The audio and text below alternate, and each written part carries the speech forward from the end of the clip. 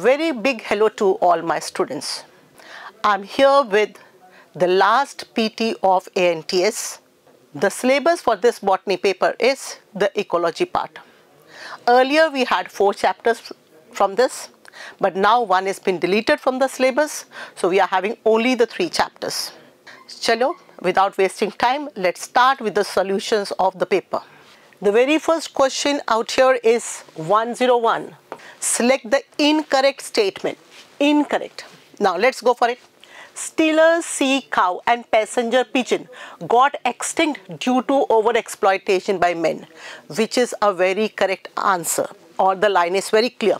Overexploitation means क्या बताया था आपको, जब human being की need क्या बन गया, greed, तो उसको overexploitation बोलते हैं. So these two became extinct because of overexploitation. तो greedy नहीं बनना है. The Convention on Biological Diversity was held in 1992. इसको क्या बोलते हैं हम लोग, अर्थ समिट. कहाँ पे हुआ था, रियो डी जेनेरो में, ठीक है ना, विच इज करेक्ट. बायोडाइवर्सिटी को कंट्रोल करना है, सस्टेनेबल यूसेस करना है, and that is known to be held in 1992. So that is very correct line. Species diversity increases as we move away from the equator towards the pole. So let's have a look for it. Suppose ये मेरे पास में अर्थ है, ठीक है. What is this? This is known as the equator. यहाँ तक मेरे पास क्या है, ट्रॉपिक्स. यहाँ पे मेरे पास क्या है, temperate, and that is the polar region. This is the northern hemisphere, same is the southern hemisphere. But यहाँ से जब मैं ट्रॉपिक से टेम्परेट जाती हूँ तो what happens, the species diversity is going to decrease. वहाँ से जब मैं पोलर जाती हूँ तो और decrease. So that means maximum diversity we have in tropics. क्यों, we have a question for that, will solve according to that. But अभी के लिए जब मैं यहाँ से वहाँ जा रही हूँ तो मेरी diversity is going to decrease, not going to increase. So that means what, this option is हमारे पास में the incorrect statement out here. Let's talk about the fourth wala also. Lantana and Iconia. Iconia water hyacinth are invasive weed species in India. Yes, these are invasive. अगर एक और word आता तो third में पास क्या होता है यहाँ पे, Parthenium. Parthenium is also said to be the invasive weed in India. So that is also correct. So wrong जो है हमारे पास, that is a C option. The answer for 101 happens to be the C option. It should not increase. It should not increase. It should what, decrease out here. I hope everybody is clear with that. Let's talk about 102. Select the false one. Again, you are supposed to go for the false one. Sex ratio is an attribute of an organism. Let's talk about the word organism and population. What is an organism and how is that linked with the word population? What is it? Organism, जब बहुत सारे organism of the same species होते हैं उसको बोलते हैं population. So when I use the word sex ratio, I'm an individual. My sex is what? I'm a female out here. But when I use the word sex ratio, an individual cannot have a sex ratio. But when we talk about a population, male and female are there. Kitna male, kitna female, that cannot be seen in case of what? Single individual. It has to be seen in case of the population. तो यहाँ पे क्या होना चाहिए था? Sex ratio is an attribute of organism. Is this correct? No. यहाँ पे क्या होना चाहिए था मेरे पास में? Population. So मेरे पास पहला ही option which is false statement. So answer for the question happens to be A option, but still let's go for the other options out here. Competitive exclusion principle was first described by Gauss. Yes, Gauss ने क्या बताया था, when you are going to have different organisms of the same species हो सकता है, same genus हो सकता है, when two organisms are having the same resources, need of the same resources, they can only live to a certain extent together. But जैसे जैसे resources कम होने लगेंगे, you are going to have the competition and the inferior is been eliminated. So they cannot live indefinitely together. They are going to compete with each other when the resources becomes limited. So what does it mean? Competitive exclusion. Competitively इसको exclude कर देंगे. वो किसने बताया था? Gauss, which is correct. थोड़ी देर तक एक साथ रह सकते हैं जब तक resources का problem नहीं आ रहा है. If a new predator is introduced to an area, the prey species is likely to decrease and possibly become extinct. Yes, अगर आपके पास एक न्यू प्रीडेटर लेकर आ रहे हैं, वो सारे प्रे को खा जाएगा, तो ऑटोमेटिकली क्या हो जाएगा हमारे पास में, वो क्या होगा, धीरे धीरे वो लो नंबर हो जाएगा प्रे का, and finally it can become extinct out, which is a correct option. Primary producers in deep sea hydrothermal vents. हम सबको पता है डीप सी, जब हमारे पास डीप सी है वहां पे हमारे पास लाइट कम आती है. But do we have producers out here? Yes we do have producers. तो यहाँ पे प्रोड्यूसर्स कौन होंगे? Chemosynthetic bacterias. What are chemosynthetic bacterias? या who are chemosynthetic bacterias? The organisms which are known to the bacterias or the organism which synthesize the food, खाना बनाते हैं. But not with the sunlight. कौन होगा वहाँ पे? They get energy from the chemical reactions out here. They normally go for the oxidation of what? Inorganic substances, जो इससे खाना जो बनता है एनर्जी, उस एनर्जी को लेके वो खाना बनाते हैं. So that is why this also happens to be the right answer. But इस क्वेश्चन में क्या पूछा, रॉन्ग क्या है? That is why the answer for 102 happens to be the A option. Could you please tell me the other attributes of the population? हमारे पास एक तो सेक्स रेशियो है, एक मेरे पास नेटिलिटी है, मोर्टेलिटी है, ठीक है ना. ये सब हमारे पास में क्या है? The attributes of the population, not about the organisms. 103. The trophic level of consumers, the rate at which the food energy is assimilated is called as what? Before we go for it, let's talk about the options out here. 103. सबसे पहले हमारे पास word है productivity. What is productivity? The total organic matter. Organic matter. अगर मुझको organic matter नहीं लिखना है तो मैं क्या लिख सकती हूँ? बायोमास. ठीक है ना.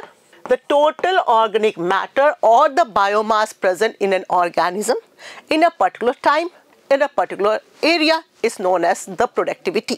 But when I use the word gross primary productivity, it's also written as GPP. Gross चलो fine, total. P मतलब productivity, एक P और आ गया. What is that P standing for? Primary. When I use the word primary productivity, that means I am talking about the producers. ठीक है ना? So what does it mean? GPP out here means total organic matter present in the plants. That means the producers of the trophic level 1. जितना organic matter उसने बनाया है, कितना area में बनाया है, what is that known as? GPP. Fine? The total one. But when they undergo respiration, they're using certain energy with it. What does it mean? तो GPP हमारे पास थोड़ा कम हो गया, तो GPP minus the respiratory loss हो रहा है हमारे पास में. तो जब GPP माइनस रेस्पिरेटरी लॉस हो गया, उसको हम लोग क्या बोलते हैं? उसको हम लोग बोलते हैं NPP. What is this? Net primary productivity. So net primary productivity happens to be lesser than GPP, but दोनों के अंदर वर्ड प्राइमरी है यहाँ पर. So what किसके बारे में बात कर रही हूँ? I am talking about what the producers out here. So is this related with the consumer word? No, this cannot be related with the consumer. But yes, net primary productivity जितना भी है available with the producers, that is available to the heterotrophs, the consumers out here, or the decomposers also. But अभी मेरे पास क्या बचता है? At the trophic level of consumers, the rate of the food energy assimilated, the total biomass in the consumers, what is that known as? Secondary productivity. So therefore, and none of this cannot be the answer. So therefore, the answer for 103 happens to be the A option. You are supposed to go for this type of questions, very commonly asked. 104. Which of the following pyramids can never be inverted in the natural ecosystem? Let's talk about the pyramid of number first. As far as NCERT is concerned, they have made the pyramids for what? Number. They are made for what? Terrestrial ecosystem and the aquatic. In both the cases, that is what? Upright only. Aquatic का भी number upright है, as well as for the terrestrial it is upright. ठीक है? What does it mean? In case of terrestrial, मेरे पास grasses है, herbs है, shrubs है, उसके ऊपर मेरे पास कौन है? grasshoppers, उसके ऊपर मेरे पास कौन है? frogs, फिर मेरे पास है snake. I hope everybody agrees that producer का नंबर ज़्यादा है और किसका नंबर कम हो रहा है? जैसे मैं ऊपर जाती हूँ, the number of the consumer decreases. ठीक है? So this is upright. Upright. When I talk about aquatica, I am going to have the phytoplanktons, I am going to have the zooplanktons. Zooplanktons and small fishes ज़्यादा कि कम? Obviously कम. फिर large fish वो भी कम है. So therefore the number का जब when I talk about the number for the aquatic also it is upright. I hope no problem. But we also have the tree ecosystem. Let's talk about the tree ecosystem. अगर मेरे पास एक tree है, उसके ऊपर रहने वाले small birds हैं, बहुत से स्मॉल बर्ड्स हैं, उसके ऊपर रहने वाले एक्टोपैरासाइट्स हैं, तो मेरे पास कैसा पिरामिड बनेगा? I am going to have one tree out here, I am going to have large number of what, more than that I am going to have small birds, and सबसे ऊपर मेरे पास में क्या है? बहुत सारा एक्टोपैरासाइट्स है. So what is this? Inverted. So let me right the word tree out here. यहाँ पे मेरे पास क्या आ गया? स्मॉल बर्ड्स, एंड मेरे पास क्या आ गया? Ectoparasites. So tree ecosystem can be inverted. अगर एक और देखना है, एक और ट्री का देख लेते हैं. We can have one tree out here, we can have large number of what? Ectoparasites. उसको खाने के लिए मेरे पास बर्ड्स उससे कम हो सकते हैं, so I can have this also. What is this? Tree. What is this? Ectoparasites and birds. So this becomes what? Spindle shaped. I can also have a big bird out here, but still what is that? Spindle shaped. But क्या मेरे पास में यहाँ पे inverted आया कि नहीं? Yes, as far as the number is concerned, I can have that inverted out here, and that too in the natural ecosystem. Let's talk about this third वाला pyramid of biomass now. Now pyramid of biomass. Biomass आपको क्या बताया मैंने? Biomass out here means the total organic matter present out here. If I talk about the क्या कहते हैं terrestrial वाला, again it is what? Upright out here. We are going to have more biomass in case of the plants, and जैसे जैसे हम ऊपर जाते the biomass decreases. That is upright. But when I talk about the biomass in case of aquatic ecosystem, now what happens out here? हमारे पास कैसा बना NCERT में? It's made like this, it's made like this. यहाँ पे 4 लिखा है, यहाँ पे 21 लिखा है. This 4 is what? The producers out here. What is this? The consumers. But कौन है? Primary consumers. वो कौन होते हैं? Zooplanktons. The standing crop of T1, that means the producers, the phytoplanktons, support large number of standing crop of zooplanktons or the primary consumers. So that means the biomass for what? इसका biomass इससे ज़्यादा है. This is according to the book. Your answer should be what? Biomass of the pyramid of biomass for the aquatic can be inverted. पर मैंने आपको एक क्या hint देके सिखाया था कैसे हमने करना है? जिसका लाइफ स्पैन ज़्यादा है. मैंने आपको बताया था फाइटोप्लैंक्टन्स का लाइफ स्पैन छोटा होता है, जूप्लैंक्टन्स का ज़्यादा होता है, स्मॉल फिशेस का ज़्यादा है, लार्ज फिशेस का और ज़्यादा. That is why also it can be inverted. That is to remember. But from the NCERT point of view, you are supposed to write this line. So can you have this inverted? Yes, this can also be inverted. This can also be inverted. ये कहाँ पे inverted? Tree में. ये कहाँ पे inverted? In case of the aquatic. So let's talk about the third वाला B option out here. Let's talk about that. Pyramid of energy. Energy we have seen that it is what? 10% flow of energy. जितना भी energy मेरे पास T1 में है, T1 में जितनी भी energy suppose 100 है, यहाँ से T2 में कितनी जाएगी? ओनली 10%. दैट मीन्स ओनली 10 यहाँ पे जाएगा. यहाँ से T3 में कितना जाएगा? अगेन 10%. दैट मीन्स कितना जाएगा? 1. यहाँ से T4 में कितना जाएगा? अगेन 10. तो कितना हो गया? 0.1. So that means it may be aquatic, it may be terrestrial, it may be any part out here. Every time energy with the T1 happens with the maximum and minimum with what? The T4 out here. So मेरे पास में ये क्या है? It's always upright. Can you ever have pyramid of energy inverted out here? Never can you have that. So therefore never can be inverted. The answer for 104 happens to be the B option. I hope it's clear. 105. Read the two statements. आपका favorite. The annual net primary productivity of the whole biosphere. ठीक है, पूरा biosphere. Biosphere means sphere, the area where the life is found, is approximately 170 billion tons, which is a very correct line directly from the NCERT. So that is correct. 1 is correct. Majority of this is contributed by the oceans. Is this correct? No. And they occupy larger area of the earth. Yes, oceans occupy almost 70% of the total biosphere. But does it mean that कि ज़्यादा है तो ज़्यादा contribute करेगा in the productivity? No. अब कितना productivity करता है वो? 55 billion tons.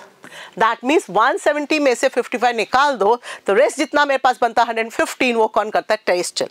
तो obviously it cannot go for the larger part of it. तो गया. अब द पॉइंट इज ऐसा क्यों? तो आंसर मेरे पास क्या हो गया, 1 is correct and 2 is incorrect. The answer for 105 happens to be C option. But still हमको आना पड़ेगा क्यों नहीं करता है. Because productivity depends upon the type of the plant, their photosynthetic activity, the environmental conditions, light कैसा है, temperature कैसा है, nutrient available, everything happens to be taken into consideration. In case of oceans आपको पता है light थोड़ा कम penetrate करता है नीचे में. दूसरा हमारे पास यहाँ पे न्यूट्रिएंट भी अवेलेबिलिटी लेस होती है, नाइट्रोजन भी यहाँ पे बहुत कम मिलता है. So including all this features मेरे पास में oceans do not give more productivity out here. Is that okay? तो दूसरी तरफ भी क्वेश्चन आया, can write the answer for it. So answer for 105 happens to be the C option. चलिए 106 happens to be baby वाला question, सबको आता है. Identify the possible link in the following food chain. This you are suppose to identify. अभी थोड़ी देर पहले मैंने आपको सिखाया था ग्रीन प्लांट्स प्रोड्यूसर्स हैं, उसको खाने वाला कौन, इंसेक्ट्स हैं. You can have the grasshoppers and और any other insect, praying mantis, कुछ भी हो सकता है. उसको कौन खाता है, फ्रॉग, है ना. तो उसको कौन खाता है, डैश, और उसको खाता है ईगल. क्या हमारे पास फ्रॉग को रैबिट खाता है? Obviously no. क्या फ्रॉग को वुल्फ खाता है? नो. अगर वुल्फ होता तो हमारे पास ऊपर में आ जाता. But what, the frog is being eaten by whom? The snake out here. So therefore the answer for 106 happens to be C option. वैसे भी हम लोग हमेशा बोलते हैं प्रोड्यूसर्स प्लांट्स हैं, उसको इंसेक्ट्स ने खाया, ग्रास हॉपर ने खाया, उसको किसने, फ्रॉग ने खाया, फ्रॉग को किसने खाया, स्नेक ने खाया, उसको किसने खाया, हमारे पास ईगल ने खाया. फाइन. ईगल नहीं है तो पीकॉक ने खाया. We can have that options. So this happens to be T1, T2, T3, T4, T5 out here. Clear? चले 107. Let's talk about 107 now. The second trophic level in a lake is, अभी मैंने आपको सिखाया number में, मैंने आपको सिखाया biomass में, एनर्जी में. तो let's talk about that. Lake के अंदर, that means what, it is aquatic.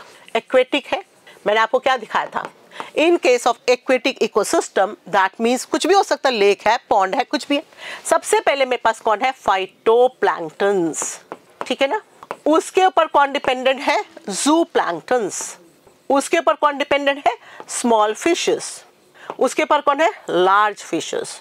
ठीक है ना. Now that means this is what, T1 है मेरे पास, this is what T2, this is T3, this is T4. अब हमसे पूछा है सेकेंड ट्रॉफिक लेवल. फाइटोप्लैंक्टन्स क्या है, फर्स्ट है. ज़ूप्लैंक्टन्स क्या है, सेकेंड है. फिशेस क्या है, अगर स्मॉल फिशेस होता T3 होता, large fishes T4. So technically 3 and 4 दोनों है ये. एंड अब बच गया ये C option. What is benthos?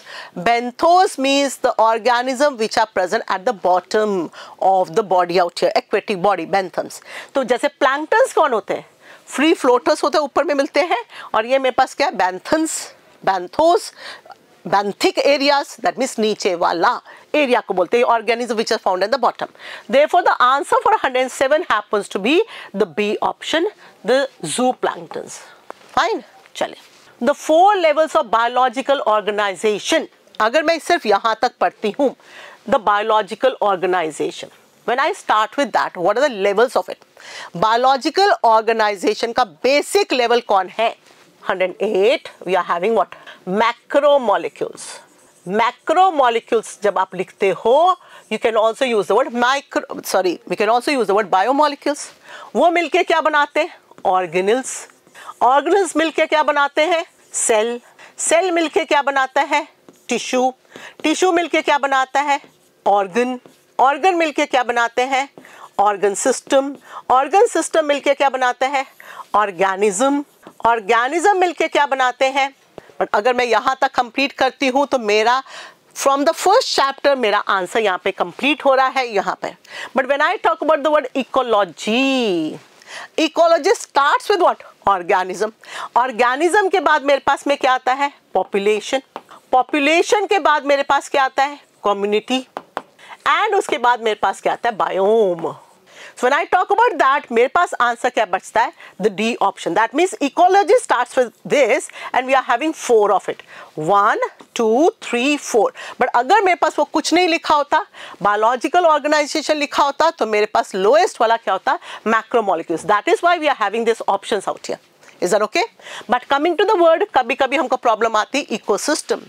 Technically अगर ecosystem है, that should be between these two. We can have ecosystem. तो व्हाट इज इकोसिस्टम और बायोम में difference? Ecosystem is a smaller वाला area, larger ecosystem is said to be what? It is said to be biome.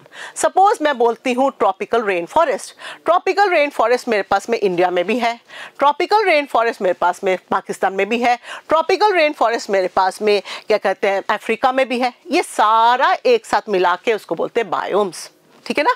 So that means biome is a bigger area than the ecosystem, but है एक ही ecosystem. Fine. तो answer for 108 happens to be the D option. तो how many levels do you have in case of ecology? Only 4. कौन कौन सा? We have mentioned about that. 109. During decomposition correctly described. सबसे पहले decomposition में हमारे पास कौन कौन सा steps होते हैं? Fragmentation होता है? Yes. Humification होता है? Yes. Catabolism होता है? Yes. Leaching होता है? Yes. पर अगर मैं बात करती हूँ फ्रेगमेंटेशन के बाद में ह्यूमिफिकेशन डायरेक्टली होता है? नो, वी आर हैविंग पहले फ्रेगमेंटेशन, फिर मेरे पास क्या है लीचिंग, फिर मेरे पास क्या है कैटाबॉलिज्म, ह्यूमिफिकेशन और साथ में मेरे पास क्या मिनरलाइजेशन। टेक्निकली ये साइमल्टेनियसली होते हैं। Let's talk about that. Fragmentation, carried out fragmentation means the complex organic matter is being broken down into smaller parts होते हैं। that means बड़ा है क्योंकि छोटे छोटे parts में कर दिया। carried out by the earthworms, yes ये करता है। fine. Humification, humus, dark colored amorphous substance, fertility increase करता है। leads to accumulation of dark colored humus, ठीक है humus है, which undergoes microbial action, obviously microbial action तो करना है, नहीं तो decomposition कैसे होगा? वेरी फास्ट, यहाँ पे कर दिया गड़बड़। हमारे पास एनसीईआरटी ने क्या लिखा है? Being colloidal in nature, being colloidal in nature क्या करता है ये? एक्ट्स एज रिजर्वायर, किसका? वही organic material. Therefore undergoes slow decomposition, that means इसके अंदर में मेरे पास में ऑर्गेनिक मटेरियल है, उसको धीरे धीरे तोड़ता है, धीरे धीरे अगर फर्दर अवेलेबल होता है। सो दैट मीन्स रिजर्वायर है, स्टोरेज वाला है, टैंक है जहाँ से ये धीरे धीरे whenever required break down करेगा। तो सब कुछ ठीक है, यहाँ पे वेरी फास्ट के बदले क्या होना चाहिए था? स्लो। तो मेरे पास आंसर क्या ढूंढना था? Correctly, which one of the following is correctly described? So this is correct, this is false. आगे देख लेते हैं। Last step in decomposition which is under fully anaerobic condition. Is this anaerobic? No. Catabolism is the breakdown of the complex molecule into simpler ones. है मेरे पास में, but हमारे पास में क्या है? कौन करता है? बैक्टीरिया एंड फंजाई करता है। एंड फंजाई क्या है? एरोबिक है। बैक्टीरिया तो आपके पास एरोबिक एनारोबिक दोनों हो सकते हैं, but decomposition is a aerobic process, oxygen is required for it. तो मेरे पास एनारोबिक वर्ड आ गया है, so this happens to be wrong out here. ठीक है। Now leaching, let's talk about that. मेरे पास लीचिंग में क्या लिखा? Water soluble inorganic nutrients rise to the top layers out here. Rise नहीं, लीच करना, नीचे जाना, ग्लो डाउन, नीचे चला जाता है सॉइल में, that is known as leaching. फिर क्या होता है? अनअवेलेबल सॉल्ट्स के फॉर्म में अवेलेबल होता है। अनअवेलेबल माने इट्स प्रेजेंट आउट हियर, तो get precipitated and is unavailable out here. So यहाँ पे मेरे पास क्या रॉन्ग है? डाउन जाना चाहिए था, अप नहीं। यहाँ पे एनारोबिक के बदले मेरे पास क्या होना चाहिए था? एरोबिक है। यहाँ पे मेरे पास क्या होना चाहिए था? वेरी फास्ट के बदले स्लो। तो what is correct out here? Fragmentation. ठीक है। The answer for 109 happens to be what? 109 happens to be the A option. ठीक है। Fine with this? चलो। 110. The important step in the process of decomposition is in the following order. अभी मैंने आपको बता दिया, तो let's just go for it. Detail तो मैंने आपको बता दी। Is catabolism the very first? अच्छा पहले decomposition होता क्या? Breakdown of the complex organic molecules, matter into simpler what? Inorganic. यहाँ तक बोलती तो ये किसकी डेफिनेशन है? तो रेस्पिरेशन की भी है। बट क्या है यहाँ पर? यहाँ पे मेरे पास क्या है? कॉम्प्लेक्स ऑर्गेनिक मॉलिक्यूल्स जो है वो क्या है? डेड एंड डिकेइंग है, उसको बोलते हैं। हमारे अंदर जब रेस्पिरेशन है तो हमारे पास में जो टूट रहा है that is presence of oxygen, and ultimately दोनों टूटने से हमको क्या मिल रहा है? कार्बन डाइऑक्साइड एंड वाटर मिल रहा है। बट यहाँ पे मेरे को क्या? न्यूट्रिएंट्स भी मिल रहे हैं। दोस्त न्यूट्रिएंट्स मेरे पास मिनरल्स के फॉर्म हो सकते हैं। So that means technically respiration and decomposition का मेरे पास में क्या है? दोनों definition is quite similar to each other. ठीक है ना। सो पर वो क्या है? हमारे पास लिविंग के अंदर हो रहा है, ये कहाँ पे? डेड में हो रहा है। तो सबसे पहले is the catabolism first step? No, अभी थोड़ी देर पहले मैंने आपको बताया था fragmentation is the first step of it. So therefore A and B तो मेरे पास ऑर्डर रॉन्ग ही हो गया. Let's talk about that. मेरे पास फ्रेगमेंटेशन दोनों करेक्ट है. फिर आ गया ह्यूमिफिकेशन, नहीं. फिर मेरे पास क्या आना पड़ेगा? लीचिंग. जब फ्रेगमेंटेशन हो गया है, किसने फ्रेगमेंटेशन कर दिया? हमारे पास में अर्थवर्म ने. अब मेरे पास क्या होगा? सर्टन मॉलिक्यूल्स और certain matter goes down and that is in the unavailable form out here. So what is that known as? Leaching. So that means humification is wrong. फिर मेरे पास catabolism हो रहा है, and कौन कर रहा है मेरे पास catabolism? The bacteria and the fungi, and that causes what? Humification and mineralization. Humus से भी धीरे धीरे minerals बनते हैं. That is why it's known as reservoir for it. So therefore the correct answer for 110 happens to be the D option. Clear? चलिए 111. Of the total incident solar radiation, ये मेरे पास सन है. टोटल इंसिडेंट सोलर रेडिएशन में से मेरे पास PAR कितना है? What is PAR out here?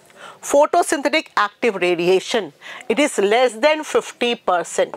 वैसे हम लोग ऑलमोस्ट 50% बोलते हैं. बुक में लाइन लिखा हुआ है लेस देन 50%. बाकी सब क्या है? जो इंस्टेंट लाइट है, गैसेस पकड़ लेते हैं, डस्ट पकड़ लेता है, सब कुछ ऊपर में ट्रैप हो जाता है. तो हमारे पास कौन है यहाँ पर? पार जो है, जो प्लांट्स यूटिलाइज करेंगे वो कितनी है? Less than 50. That is approximately 50 out here. उसमें से कितना light is being taken up by the plants for undergoing photosynthesis? It's just 2 to 10%. And this 2 to 10% of the power is responsible for the total life on the earth. अगर plants होंगे तो वो sunlight को trap करेंगे and then खाना बनाएंगे and food chain चलेगा, तो पूरा अर्थ सस्टेन करेगा. तो प्लांट्स है तो जीवन है, तो लाइफ है. Therefore the answer for 111 happens to be the B option. 112. Which of the following is the characteristic of biological community? थोड़ी देर पहले क्वेश्चन में मैंने आपको वर्ड बताया था natality, sex ratio, mortality. ये तीनों किसके attributes था? For the population. But did I use the word stratification for the population? No. Stratification is the characteristic of what? Biological community. What is biological community out here? Biological community means group of different type of population. उसको बोलते हैं biological community. वो क्या दिखाता है हमारे पास? Stratification. What is stratification? Vertical layering. Now, if I talk about the stratification of a tropical rainforest, तो मेरे पास कितना type of communities होगा, उसकी layering कितना type होगा? तो the top stratification, the top layer out here will be what? Trees out here. बड़े बड़े trees है यहाँ पर फर्स्ट टॉप मोस्ट. फिर मेरे पास क्या आएंगे? छोटा सा श्रब्स आ जाएंगे. श्रब फॉर्मेशन हो जाएगा यहाँ पर. I can have the shrubs, so that means intermediate. और मेरे पास सबसे बॉटम वाला क्या होगा? Small grasses out here. Grasses बनेंगे. Grasses herbs are the bottom strata out here. So जो स्ट्राटा फॉर्मेशन को, लेयर को स्ट्राटा बोलते हैं. The stratification is the formation of this layers out here, the stratas out here. The top कौन हो गया? Tree. बीच में कौन हो गया? Shrubs. And the lowest one क्या हो गया मेरे पास में? कौन है? Herbs and the grasses.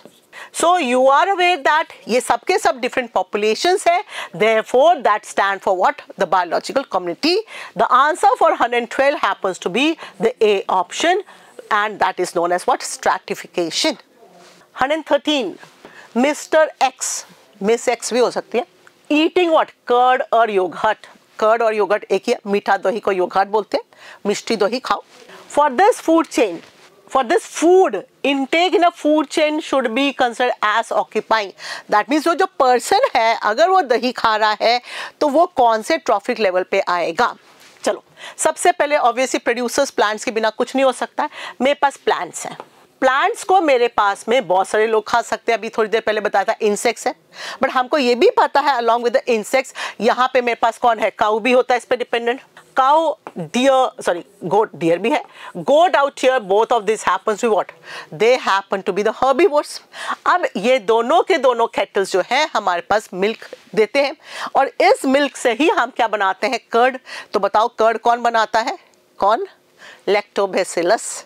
तो हमारे पास जब रेस्पिरेशन होता है, एनारोबिक रेस्पिरेशन, हमारे पास दो प्रोडक्ट है, ethanol and the curd which is lactobacillus बना रहा है लैक्टिक एसिड। ओके, चलो वो बाद की बात है। यहाँ पे मेरे पास क्या हो गया, मिल्क बन गया है, मिल्क से कर्ड बना दिया है एंड कर्ड खाने वाला इसके ऊपर है, तो दैट मीन्स ये ट्रॉफिक लेवल 1 है, ये ट्रॉफिक लेवल 2 है, तो मैन है यहाँ पर, तो वो क्या हो गया, ट्रॉफिक लेवल 3। सो किसको बिलोंग करता है, ट्रॉफिक लेवल 3। फर्स्ट में प्लांट, सेकेंड में यहाँ पे ये काउ गोट आ जाएगा एंड थर्ड कौन है, man out here. Therefore, the answer for 113 happens to be the C option. Clear? 114. Birth rate B, natality. Death rate D, mortality. Immigration E, जाओ बाहर, I, आओ अंदर। Population किससे related है, population से है, growth of the population. Growth can be stable, increasing or decreasing out here. अब अगर मैं पॉजिटिव बात हूँ, अगर एक मेरे पास में ग्रोथ इंक्रीज करना है, इंक्रीज करने के लिए कौन कौन है, एक तो मेरे पास बर्थ है प्लस मेरे पास क्या, इमिग्रेशन, ये मेरे पास पॉपुलेशन को इंक्रीज करते हैं। बट अगर मुझे डिक्रीज करना है तो कौन है, डेथ है पर, और क्या है मेरे पास में, इमिग्रेशन, मतलब बाहर जाना। अगर मेरे पास एक पॉपुलेशन स्टेबल है, दैट मीन्स ये मेरे पास दोनों क्या बन जाएगा, इक्वल, तो स्टेबल करने के लिए मेरे पास ये इक्वल आएगा, सो दैट मीन्स सेकंड ऑप्शन। अगर मेरे पास पॉपुलेशन इंक्रीज करनी है, ऑब्वियसली जो प्लस वाला ज्यादा होना पड़ेगा, this should go for being more than this portion out here, तो इंक्रीजिंग लिए मेरे पास क्या है, दिस वाला, इसका क्या आंसर है 1। डिक्रीज करना है तो जो माइनस करेगा वो करेगा, सो that means this is for decrease. तो पॉपुलेशन डिक्रीजिंग, इसका क्या हो गया, हमारे पास में क्या आ गया, ये वाला 3। Therefore, the answer for that happens 213. That is option number A. Answer for 114 is option number A. 115. Why do we call the earthworm as the farmer's friend? Earthworms, पहले ये भी क्वेश्चन आ सकता है, किसको बोलते हैं farmer's friend? Answer for that is earthworm. क्यों? Let's go for it. The earthworm eats a pest. Yes, earthworm nematodes को कहते हैं, प्रोटोजोन्स को, बैक्टीरियाज को, सबको खाते हैं, तो ये करेक्ट ही है, रॉन्ग नहीं है। It prevents the growth of the weeds. Obviously ये जो weeds है, unwanted plants है, उसको break down करता है, तो automatically ये prevents the growth of it. Little roll out here. It makes the soil fertile by burrowing. Obviously ये जब अंदर जाता है, pores बनते हैं, that pores helps the oxygen to go in and carbon dioxide come out, तो ये भी कर रहा है, यहाँ पे फर्टिलिटी किस तरह से इंक्रीज कर रहा है, ऑक्सीजन सब अंदर देने के लिए। बट द पॉइंट इज, ये लाइन्स राइट है, but is this because of this reason is said to be the farmers friend? No, answer क्या है, it helps in the break down of the complex organic matter, yes, as well as loosening of the soil. ये थोड़ा loosening of the soil यहाँ से आ गया, जिससे पोर बना रहा है, ऑक्सीजन सब अंदर जा रहा है, कार्बन डाइऑक्साइड बाहर जा रहा है। When I talk about that, these three lines are not wrong, but these three are not the answer for the question. So therefore, answer for the question is option number D, which is directly written in NCERT. But अब से आप ये भी पढ़ लो, ये lines जो है, ये तीनों lines wrong नहीं है, बट इस क्वेश्चन का आंसर नहीं है। Therefore, the answer for the question happens to be the D option. 116. In a stable ecosystem, which of the following limits the number of trophic levels? Now let's talk about that. Normally हमारे पास trophic levels कितना होता है? 4, T1, T2, T3, T4. ये क्यों है? Is this because of the number of nutrients out here? Number of nutrients are available which are present in the ecosystem बहुत है, but वो ट्रॉफिक लेवल को अवेलेबल है कि नहीं? Can that particular trophic level use that or not? It is dependent upon that. So that means number of nutrients को लेना देना ज़्यादा नहीं है. Availability of the nutrients. Now what does this availability of the nutrients mean? Technically it means what? It talks about what? Nutrients आपको देता क्या है? Energy. तो कितना आपके पास है? So this is what the other word used for that is energy. So let's talk about that. अगर आपने यहाँ पर पढ़ा हुआ है, डायग्राम पढ़ा है, द पिरामिड्स वाला यहाँ पर, तो हमने देखा है इन केस ऑफ टेरेस्ट्रियल वाला क्या बताया गया है? टॉप कार्निवर्स जो है, टॉप कार्निवर्स कितना है हमारे पास टेरेस्ट्रियल में? ओनली 3, पर उसके लिए हमारे पास प्रोड्यूसर्स कितना है? To support the growth of the life of 3 top carnivores, we require almost 6 million plants out here. So that means nutrients हमारे पास है, but इनको कितना available है? That is to be taken care of. But अब ये technically कैसे आया? Let's talk about that. If I talk about T1, यहाँ पे मेरे पास T2, यहाँ पे मेरे पास T3, यहाँ पे T4। अगर मेरे पास T1 के पास एनर्जी कितनी है, सपोज 1000 किलो जूल्स ले लेती हूँ। When I talk about 1000 kilojoules out here, इसके पास कितना ट्रांसफर होती है, ओनली 10% ऑफ दैट मीन्स कितना हो गया, इसके पास गया 100 किलो जूल्स। इसके पास कितना गया, 10% ऑफ दैट 10 किलो जूल्स। उसके पास कितना 1। अगर इसके पास energy, that is what availability of the nutrients कितना है, ओनली 1। इसके बाद अगर होता तो कितना होता, point. So that is why हमारे पास energy keeps on reducing out here, तो हमारे पास ट्रॉफिक लेवल तो कम होना ही पड़ेगा। So the answer for this is availability of the nutrients. फिर देखो presence of contaminants that increase the concentration along the food chain, नहीं ये उसकी बात नहीं कर रहा, आई am not concern with biomagnification. So that is not because of that, it is because of what, availability of the nutrients। और भी better answer होता अगर मेरे पास word energy होती, and this stands for the same thing। number से नहीं, number of the nutrients is a different thing। उसको available कितना है, it is this। तो यहाँ पे energy तो इतनी है ना ecosystem में, इसको मिला, but इसके पास जाके कितना हुआ, very less amount of it। So that is why the trophic levels are limited। Normally कहाँ तक, 4 के पास जाता है, और वो कितना है, because of what, availability of the nutrients, that is energy. Therefore the answer for 116 happens to be the C option। 117, which is not a step in the process of decomposition। अभी आपको मैंने बताया डिकम्पोजिशन मेरे पास क्या होता है, fragmentation होता है, फिर मेरे पास क्या होता है, लीचिंग होता है, मेरे पास क्या होता है, ह्यूमिफिकेशन होता है। Anabolism is making up, decomposition is breaking down. तो कभी भी एनाबॉलिज्म नहीं बोलेंगे, सो क्या बोलेंगे, catabolism. So this is wrong, इसका सब्स्टिट्यूट क्या होना चाहिए था मेरे पास में, कैटाबॉलिज्म। तो आंसर फॉर 117 नॉट पूछा है, तो इस is what, C option. 118, in the process of decomposition catabolism is performed by, look at that, catabolism। पहली बात, earthworms, do they undergo decomposition? Yes। do they undergo catabolism? No। तो क्या करते हैं ये लोग, they undergo fragmentation। बट हाँ, यहाँ पर अगर मैंने लिखा होता decomposition सिर्फ, तो yes earthworm perform that। But मैंने पूछा catabolism, does the bacteria perform this, yes. Does the fungi perform that, yes. But अगर दोनों लिखा है तो ऑटोमेटिकली ये है।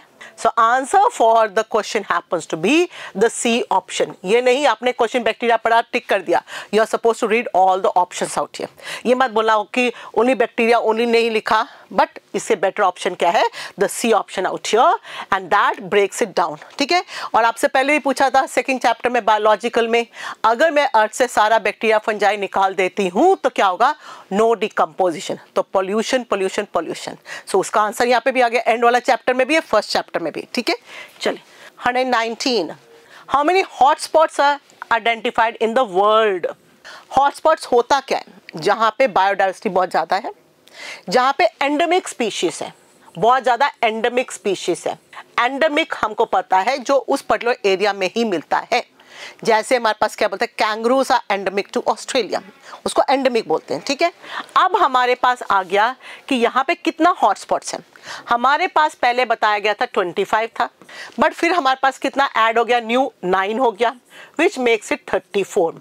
The answer for this question happens to be B option. But इसमें से अगर वर्ड आता है इंडिया में, तो हमारे पास कितना है, इंडिया में we are having 3 of it. कौन कौन सा, एक है हिमालयस, एक है मेरे पास इंडो बर्मा, एक मेरे पास है western Ghats and Sri Lanka. So that means India में हमारे पास 3 है। अगर एक क्वेश्चन को चेंज करके मैं इंडिया में बोलती तो आंसर 3 होता, बट अदरवाइज आज के डेट में हमारे पास कितना है, 34। Could you please tell me the opposite of endemic, क्या है, पेंडेमिक। ये तो आपको सबको पता है, कोरोना से आ गया। ठीक है, तो let's proceed further with 120। The most important cause of loss of biodiversity today is, सबसे पहले when I talk about causes of biodiversity, ये चारों are the causes of biodiversity। Evil, quartet, that means चार हमारे पास में causes, habitat loss and fragmentation, over exploitation, alien species invasion, co-extinction, चारों ही है। अब पॉइंट आ गया which is the most important out here। The most important out here is what? The A option, habitat loss and fragmentation। Let's talk about that. हम सबको पता है पहले tropical rain forest world में से टोटल बायोस्फीयर में से कितना एरिया ऑक्यूपाई करता है 14%। आज कितना percent 6%। Obviously because of the habitat loss आज हमारे पास में कितना कम स्पीशीज रह गया है, बिकॉज ऑफ व्हाट, ये सबका हमारे पास क्या हो गया, हैबिटेट लॉस। ठीक है ना, फ्रेगमेंटेशन भी यहाँ पर है। If I talk about Amazon rain forest, आज अमेजन रेन फॉरेस्ट में हमारे पास फ्रेगमेंटेशन है। वहाँ पे क्या किया जा रहा है, एग्रीकल्चर को इंपॉर्टेंस दिया जा रहा है। तो किसको ग्रो किया जा रहा है, सोयाबीन को। और दूसरा वहाँ पे और क्या कर रहे हैं, ग्रासलैंड बना रहे हैं। ग्रासलैंड क्यों उसको बीफ्स को ग्रो करने के लिए, बीफ को रेयर करने के लिए, ब्रीड कराने के लिए बीफ्स को, ओके, बीफ कैटल्स को। सो दैट इज व्हाई फ्रेगमेंटेशन हो रहा है, हैबिटेट लॉस हो रहा है। तो हमारे पास द स्पीशीज हमारे पास एक्सटिंक्ट ज़्यादा हो रहा है। उनका हैबिटेट ही हटा दोगे तो कहाँ पर रहेगा, जंगल नहीं रहेगा तो आपके पास में वाइल्ड एनिमल्स नहीं मिलेंगे। सो that is why the most important cause out here is 120 का answer, it is what, the A option. आपको बाकी भी याद करना है क्या क्या हुआ, सोयाबीन ग्रो कर रहे हैं और क्या करें, ग्रासलैंड बना रहे हैं for rearing what, the beef cattles out here. Okay, 121, it's not a reason for the greater biodiversity in tropics. अभी थोड़ी देर पहले एक क्वेश्चन था, कहाँ पे हमारे पास बायोडाइवर्सिटी ज़्यादा है, हमने बताया था ट्रॉपिक्स में। जैसे मैं वहाँ से ऊपर जाती हूँ तो बायोडाइवर्सिटी कम हो जाती है। अब ये बोला कि क्या रीज़न नहीं है, तो हम सबको पता है ये मेरे पास में अर्थ है, यहाँ पे मेरे पास इक्वेटर है, ये portion on both the hemisphere is known as what, tropics. ठीक है ना, यहाँ पे मेरे पास में ऑब्वियसली यहाँ पे सोलर एनर्जी है, तो इस एरिया पे मेरे पास में मोर सोलर एनर्जी। हम सबको पता है solar energy is the source of energy for all the living organisms, तो ऑब्वियसली मोर होगा तो अच्छा होगा। More needs specialization. अब बताओ नीड स्पेशलाइजेशन क्या होता है, habitat and the functions of it. Need specialization means a process है where an organism adapts to the what, the conditions out here. अगर वहाँ पे conditions change हो रही है और organism को adapt करना है तो वो need specialization ही करेगा। Suppose I give you an example of a cat and owl.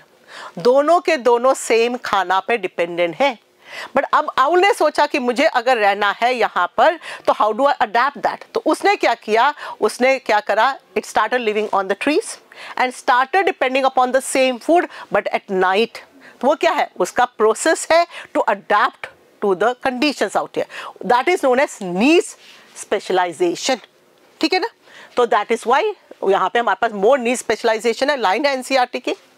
More time to for species diversification, yes it has got more time to species diversification। क्यों, यहाँ पे time कहाँ से आ गया, because if I talk about tropics and the temperate out here, temperate में हमारे पास में बहुत सारा disturbance था, calamities था, glaciations था, because of that time नहीं मिला। यहाँ पे ट्रॉपिक में कोई डिस्टर्बेंस नहीं हुआ तो टाइम मिल गया उसको, तो स्पीशीज डाइवर्सिफिकेशन हो गया। टेम्परेट में क्या हुआ, ग्लेशिएशंस। ठीक है, large seasonal variation in the environmental factors. ये लार्ज सीजनल वेरिएशन हमारे पास कहाँ पे है, टेम्परेट में है। ट्रॉपिक्स में मेरे पास सीजनल वेरिएशन नहीं है, so that is obviously not a reason for the biodiversity, that is decreasing it. But ये तो ट्रॉपिक्स में होता ही नहीं है, so therefore the answer for 121 happens to be the D option. Okay fine, ये किसके लिए ट्रू है, it is true for the temperate region, that is why वहाँ पे डाइवर्सिटी कम होती है। 122, the hotspots of biodiversity conservation are, चलो देखिए अभी क्या बताया था मैंने आपको, एंडेमिसिटी, एंडेमिक स्पीशीज अभी बताया था, उस एरिया में एंडेमिक ज़्यादा होना पड़ेगा। हाई एंडेमिसिटी राइट है, high threat of extinction, obviously वहाँ पे बायोडाइवर्सिटी है और थ्रेट भी है, तभी तो हम इसको कंट्रोल करेंगे, उसको बचाएंगे, वहाँ पे प्रोटेक्ट करेंगे, कंजर्व करेंगे। So what is this, high and high right है अभी तक, आगे देखते हैं। लो ये वैसे रॉन्ग हो गया, एंड यहाँ पे लो, यहाँ पे रॉन्ग है, तो high and low threat of extinction, obviously अगर लो थ्रेट ऑफ एक्सटिंक्शन है तो हम क्यों केयर करेंगे, वो तो ऐसे ही रह जाएगा वहाँ पर।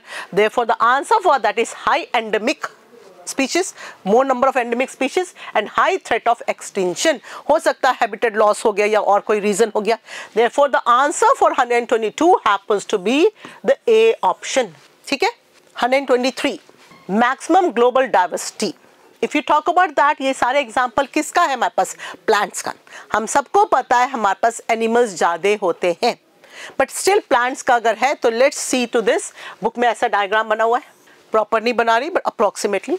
यहाँ पे हमारे पास में ये ऐसा बना है, ये यहाँ पे मेरे पास फंजाई है, यहाँ मेरे पास एंजियोस्पर्म्स है। When you look at that it is almost similar, ठीक है ना। अब मेरे पास फंजाई ऑप्शन में ही नहीं है, सो दैट मीन्स मेरे पास सबसे ज्यादा यहाँ पे कौन है angiosperms. But when I talk about that, नीचे में मेरे पास क्या है, ऐसा एक बड़ा एक छोटा, और यहाँ पे अप्रोक्सीमेटली एक बराबर है, थोड़ा सा अगर कम जाऊँ तो ऐसा, but this is almost same. What is this? Mosses. What is this? Ferns and allied species, that means pteridophytes. यहाँ पे मेरे पास ये क्या है, एल्गी, और ये मेरे पास क्या है, lichens. I hope you remember the diagram.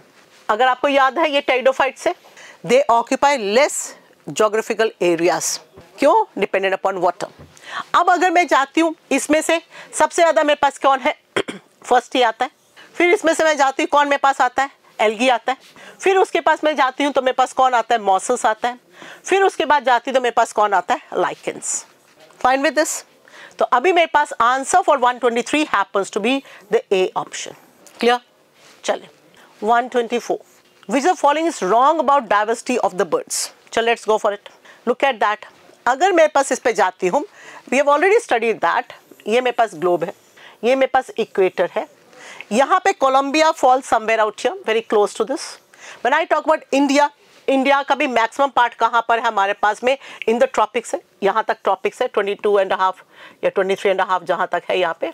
फिर यहाँ पे मेरे पास टेम्परेट है। When I talk about what New York, it is around out here, यहाँ पे 41 पे जाके कहीं पे न्यूयॉर्क है, this is New York. Tropics maximum part of India जो है मेरे पास ट्रॉपिक्स में इंडिया। मेरे पास में क्या है, Colombia is near the equator, again tropics में आ गया कोलंबिया। न्यूयॉर्क कितना पे है, 71 लैटिट्यूड में है। अगर मैं जाती ग्रीनलैंड में, वो कहाँ पर, ऑलमोस्ट 71 पे है, दैट मीन्स पोलर में आ गया। Now let's talk about that.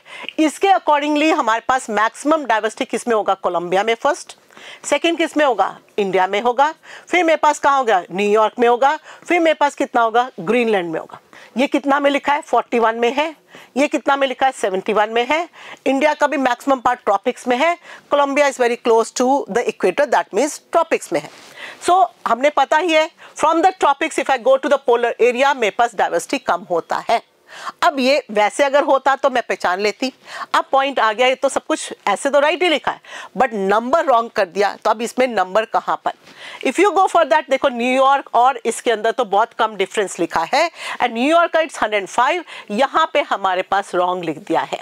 तो ग्रीनलैंड में हमारे पास कितना है, if I am not wrong it is 56 out here, so therefore the answer for 124 happens to be the C option.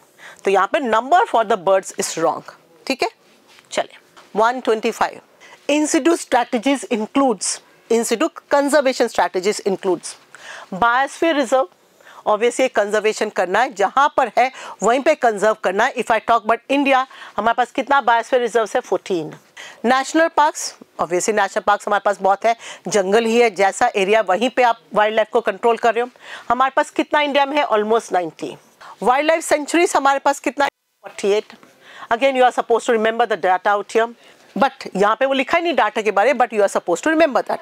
I hope you are aware, ये number बहुत increase हो गया है, स्पेशली ये नेशनल पार्क्स एंड सेंचुरीज बहुत increase हो गया है, बट हमने एनसीईआरटी को ही फॉलो करना, we are not suppose to follow the Google out here. Sacred groves, sorry sacred forest and lakes, इसको हम लोग क्या बोलते हैं, सेक्रेड ग्रूव्स। सेक्रेड मीन्स पूजा करने वाला, होली। तो ऑब्वियसली जो होली है हम उसको पूजा करते हैं, उसको हम हार्म नहीं करेंगे, तो जहां पर है वहीं पर हम लोग उसको रखेंगे और उसको कंजर्व करेंगे, that is why it's known as in situ. But अगर मैं वहां से उठा के, अगर मैं नेशनल पार्क से उठा के एक लायन को लाके कहाँ पे रख देती हूँ, जू में, तो I am protecting that, but वो इन सिटू के बदले क्या हो जाएगा, एक्स सिटू। तो यहाँ पे क्वेश्चन है इन सिटू, दैट मीन्स अपनी ही जगह पे। So all the 4 happens to be in situ out here. तो मेरे पास answer for this question is option number D, 125 का D. 126, according to species area relationship, सबसे पहले दिया किसने, हम्बोल्ट, अलेक्जेंडर हम्बोल्ट। अलेक्जेंडर क्या बोला उन्होंने, उन्होंने बोला सपोज मेरे पास एक एरिया है, अगर मैं इस एरिया का स्पीशीज, छोटा एरिया है, गुवाहाटी है, इसका मैं स्पीशीज को अगर मैं कैलकुलेट करता हूँ तो क्या होगा, मेरे पास कुछ स्पीशीज आएंगी। फाइन, सपोज ये एरिया है, मेरे पास में 100 स्पीशीज आ गई। अब मैं अगर गुवाहाटी के बदले में मैं जाके पूरा असम में इसको कैलकुलेट करता हूँ तो my species number is going to increase, maybe 1000 बन गया. When I talk about not only Assam, I go for India. Again, I am going to have more the species out here. Maybe I am going to have 2000 out here. But ऐसा करते करते एक time आएगा जहाँ पे मेरे पास species increase नहीं होंगी. That means I am going to have more the area, more the species, but एक लिमिट तक, उसके बाद में मेरे पास स्पीशीज नहीं इंक्रीज होगी. That is why he had plotted a graph out here and shown that this area and यहाँ पे मेरे पास स्पीशीज रिचनेस है. तो क्या होगा यहाँ पर, तो मेरे पास क्या बनेगा, my species is going to increase increase increase और उसके बाद ये ऐसा रह जाएगा. That is why this is known as what, rectangular hyperbola बनता है. तो what did he say, within a region species richness is increase, fine है, with the increasing explored area but up to a limit which is a correct point for us. क्यों वहाँ पे हो जाएगा, because once you are going to increase the area, एक time ऐसे आएगा you are going to have the same type of ecosystems or the biomes. तो जब biomes सब same है तो number of species कैसे increase होंगी, ठीक है ना. So that is why.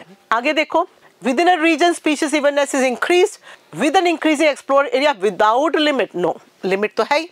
Within a region species diversity increases with the increasing area, ये आधा definition है.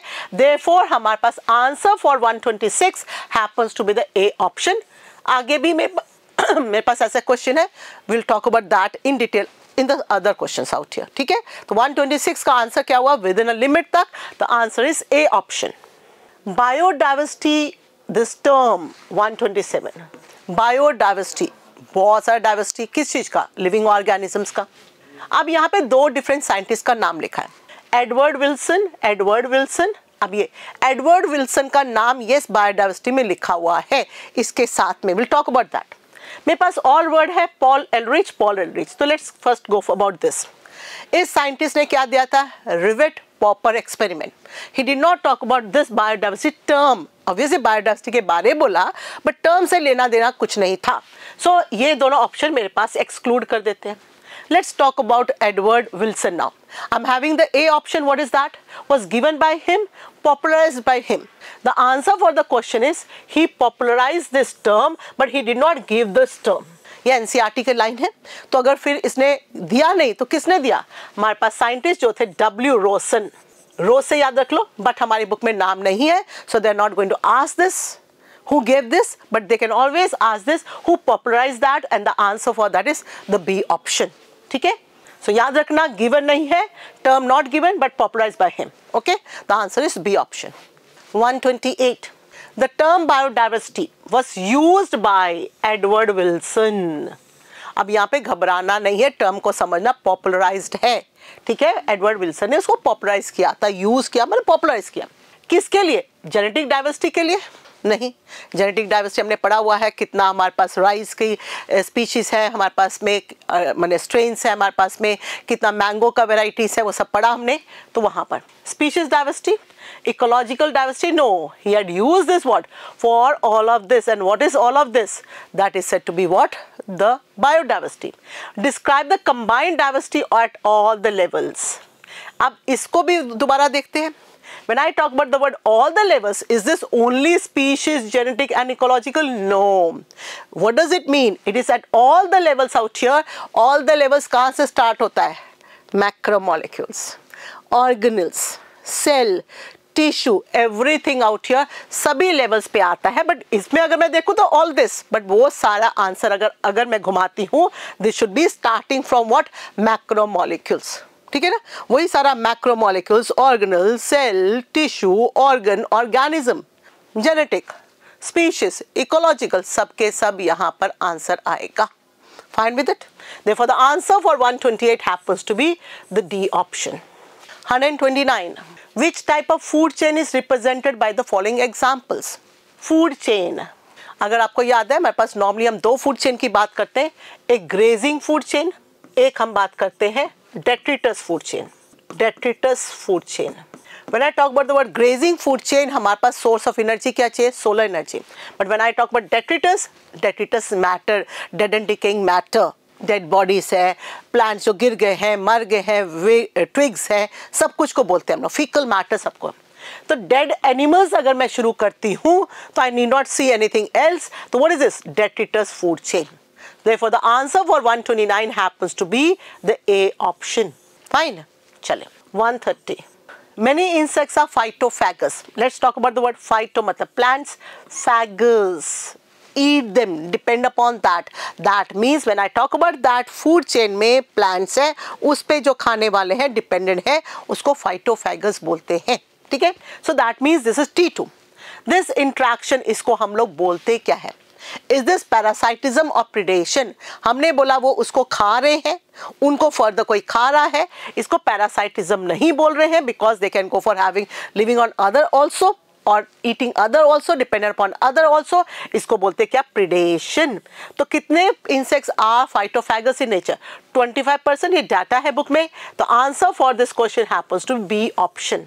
जैसे हमारे पास बताया गया है अगर मुझे कुछ कंट्रोल करना है, जैसे हमने क्या लिया था ऑस्ट्रेलिया में, क्या आ गया था हमारे पास? प्रिकली पियर आ गया था और वो इतना ग्रो कर लिया तो वहाँ पर हमारे पास उसको कंट्रोल करने का नहीं था कुछ. फिर उसके ओरिजिनल हैबिटेट से हम लोग क्या लेकर आए? उसका प्रीडेटर को, कैक्टोब्लास्टिस को लेकर आए. So that is how we could control that. So that predator, that insect was predating on what? This prickly pear out here. तो उसको क्या बोलते हैं? predation. Okay, therefore the answer. और ये commensalism हो ही नहीं सकता है.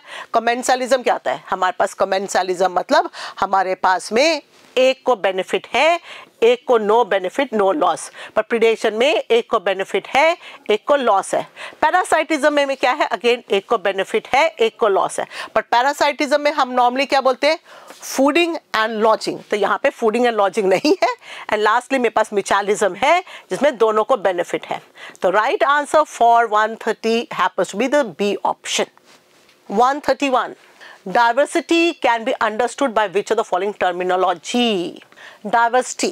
तो ऑब्वियसली हमारे पास जेनेटी तो होना ही पड़ेगा. ये दोनों ऑप्शन नहीं होगा. पहले ये देख लेते हैं. होमोजाइगोसिटी अगर है तो जाइगस होमोजाइगस कैसा हो गया मेरे पास? This is homozygous, this is homozygous. ठीक है ना? What is this? This is homozygous. ये सारे वर्ड तो डाइवर्सिटी का इससे कुछ लेना देना ही नहीं है. Heterotrophic, what is this? Dependent upon others which may be what? Parasite, saprophyte, कुछ भी, उससे भी अगेन मेरे पास कुछ लेना देना नहीं है. हेट्रोजेनिटी या homogeneity. Heterogeneity means different, homo means similar. Obviously diversity मतलब डिफरेंट है हमारे पास में. Therefore the answer for 131 happens to be the A option. ठीक है ना? चलिए 132. Which is wrongly matched with the recent extinction. I had given you certain hints to remember that. डोडो हमने बोला था, सबको याद है, डोडो मॉरिशस से हो गया. When we talk about quagga, quagga से मैंने क्या बताया था? एक ए और एक ए, आगे भी यहाँ पे भी ए है, यहाँ पे भी. अफ्रीका में भी ए है, तो मेरे पास में ये आंसर हो गया क्वागा का अफ्रीका से, विच इज करेक्ट. फिर मेरे पास है थैलासिन ऑस्ट्रेलिया. तो यहाँ पे मेरे पास क्या? फिर स्टूडेंट्स ने बोला 2 ए है इसमें, बट यहाँ पे 2 ए है, इसमें 2 ए नहीं है. तो यहाँ पे क्यों नहीं हो गया ये? तो ये तो इससे भी हो सकता था. नहीं, इन थैलासिन मेरे पास टी भी है, अफ्रीका के अंदर मेरे पास टी नहीं है. यहाँ पे मैं टी और ए को देखूंगी, ऑस्ट्रेलिया में भी ए और मैं टी को देखूंगी. दैट इज वाई ये मेरे पास इससे बेटर मैच करता है. तो ये भी तो राइट हो गया. स्टिलर सी काउ, तो मैंने आपको कैसे सिखाया था? यहाँ पे 2 एस है, यहाँ पे मेरे पास क्या होना चाहिए था? रशिया. तो रशिया है, स्टैनफोर्ड लिखा है, विच इज रॉन्ग. तो हमारे पास क्या हो गया यहाँ पे? Russia. Therefore this is wrongly matched. ये कहाँ पे? इसका आंसर क्या है? 132 का मेरे पास आंसर क्या है? Option number D. I hope you can remember that. 133. Which of following is not an ectoparasite? Not parasite. Parasite में मैंने आपको 2 चीज सिखाई थी. पैरासाइट्स क्या लेते हैं? पैरासाइट्स हैव बीन बेनिफिटेड, और हार्म किसको होता है? होस्ट को. पर इसमें हमने क्या पढ़ा है? Fooding and lodging. ठीक है ना? चले. एंड एक्टो मतलब बाहर में. Lice on human, obviously lice सबके पास आया होगा. एक्टोपैरासाइट है, which is correct. Copepods on the marine fishes. What are this? Aquatic microscopic what? Crustaceans. वो रहते हैं फिशेस के ऊपर रहते हैं. When you have, I hope आपने डायग्राम देखा होगा, फिशेस हैं, वहाँ पे बहुत सा कोपोड्स लगा हुआ है. तो ये उसकी बॉडी से, उसके स्किन से, उसके गिल से खाना को लेता है और उसके ऊपर रह रहा है, which is correct. Cuscuta on the hedge plants. I hope सबने देखा, सबसे पहला पैरासाइट लाइफ में अगर प्लांट के बारे में पढ़ा है. What is this? कस्कुटा. इसको डॉडर भी बोलते हैं, and this is also correct. It is an ectoparasite. ये तीनों राइट हो गया। तो नॉट कौन है? Female anopheles on the human. ये क्या है? ये मलेरिया पैरासाइट स्प्रेड करने के लिए ये वेक्टर है। आपने देखा मॉस्किटो आता है, यहाँ से लेता है, चला जाता है, it's not living on that. Fooding ये ले रहा भी है तो ये खाना नहीं, खाने के लिए नहीं ले रहा है, just to maintain the temperature for incubation. So that means technically वो जो ब्लड सक करता है या ना तो फूडिंग के लिए है ना तो लॉजिंग के लिए है। दैट इज वाई उसको हम नॉट अ एक्टोपैरासाइट नहीं बोलते, it's not in the true sense of it. ठीक है, ना तो खाना ना तो रहना के लिए, वो सिर्फ किसके लिए ले रहा है? For incubation. ठीक है, चलो, the answer for this question happens to be the D option. 134. Which of the following is correct for R related species? R, what is this? R means biotic potential, the ability to produce. तो R is basically हमारे पास B minus D, birth minus death। पर ऐसा कौन सा organisms है जिसके पास R ज़्यादा होता है? और थोड़ा सा क्लियर कर दिया गया है, for oysters and pelagic fishes. Oysters और पेलाजिक फिशेस टेक्निकली छोटे होते हैं, हमारे पास यहाँ पे क्या है?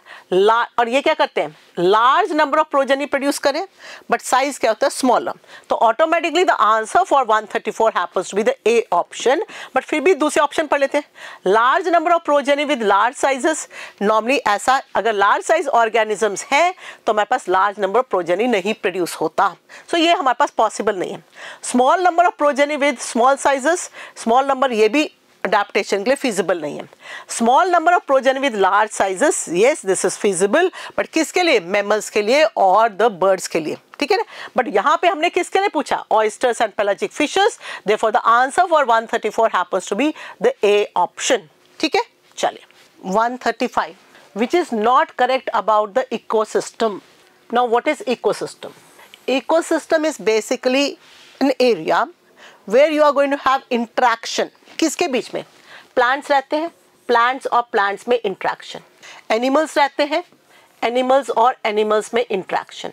माइक्रोब्स रहते हैं, माइक्रोब्स और माइक्रोब्स में इंट्रैक्शन। दैट मीन्स मेरे पास में क्या है? प्लांट्स, एनिमल्स, माइक्रोब्स, राइट है। But do they interact with each other? Yes, they interact with each other also. आपस में भी करते हैं और एक दूसरे से भी करते हैं। ये तीनों को हम लोग क्या बोलते हैं? Biotic factors. But can the plants live without the abiotic? Obviously no. उसको खाना बनाना है, उसको सनलाइट चाहिए, उसको लाइट चाहिए, उसको टेम्परेचर चाहिए, पानी चाहिए, everything it requires, carbon dioxide चाहिए। That means it is dependent upon abiotic factors, and all the other organisms are also dependent upon abiotic factors. So that means the interaction between the abiotic factors and the interaction with the abiotic is said to be what? It is said to be ecosystem. So that means biotic and abiotic correct है, biotic communities and abiotic correct है, plant, animals, microbes ये तीनों क्या है? Biotic है and abiotic correct है. Only abiotic is wrong. So therefore the answer for 135 happens to be the D option. Okay? Let's start with section B. 136. GFC, grazing food chain. बताया था अभी थोड़ी देर पहले, दो टाइप का food chain है, GFC, DFC. Is this known as predatory food chain?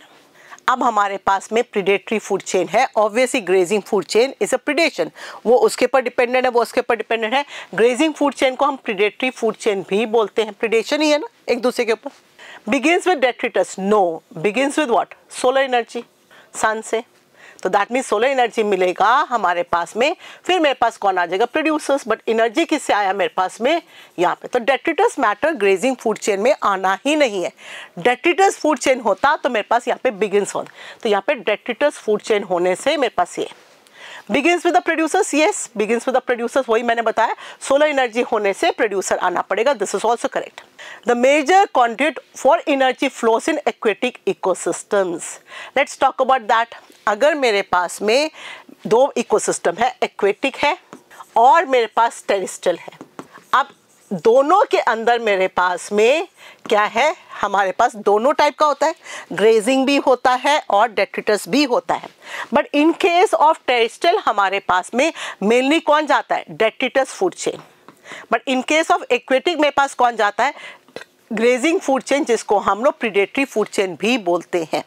So therefore मेरे पास में ये करेक्ट है, 1 इज करेक्ट, मेरे पास 3 इज करेक्ट, अच्छा मैं यहाँ मार्क करती हूँ 1 is correct, 3 is correct and मेरे पास 4 इज करेक्ट। ये किसके लिए ठीक था? ये मेरे पास डेट्रिटस के लिए, ये भी डेट्रिटस के लिए। Therefore the answer for that is 1, 3 and 4, that is option number C, correct.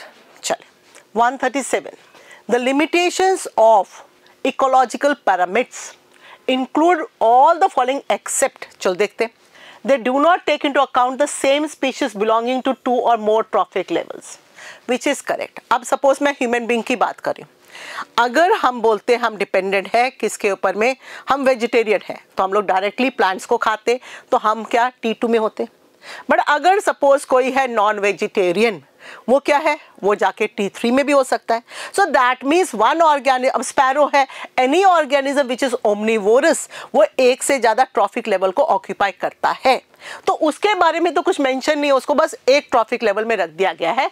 So that is what, it is a problem with this. Next, they do not represent the relationship between organisms at different trophic levels. ये तो wrong है, ये तो बताता ही है। अगर मेरे पास ये बताता है प्लांट्स हैं, प्लांट्स को मैंने किसने खाया, ग्रास हॉपर्स ने खाया, ग्रास हॉपर्स को किसने खाया, फ्रॉग ने खाया, फ्रॉग को किसने खाया, स्नेक ने खाया, तो ऑटोमेटिकली ये तो डिफरेंट ट्रॉपिक लेवल्स के बीच में रिलेशनशिप तो बता रहा है।